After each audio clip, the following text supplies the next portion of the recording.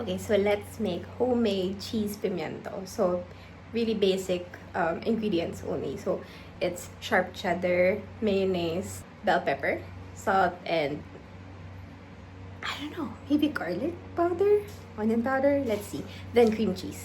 Let's see. This is the first time I'm gonna make it, so good luck to me.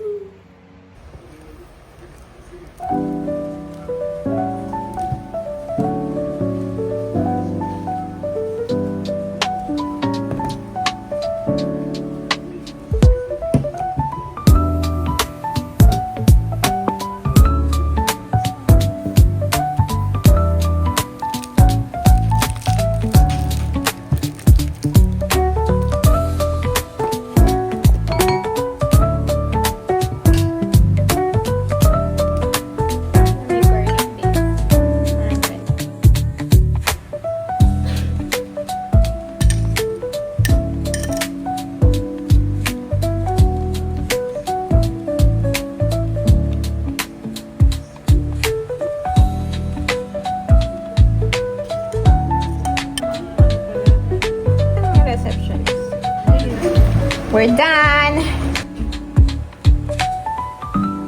So we'll try on a German pretzel.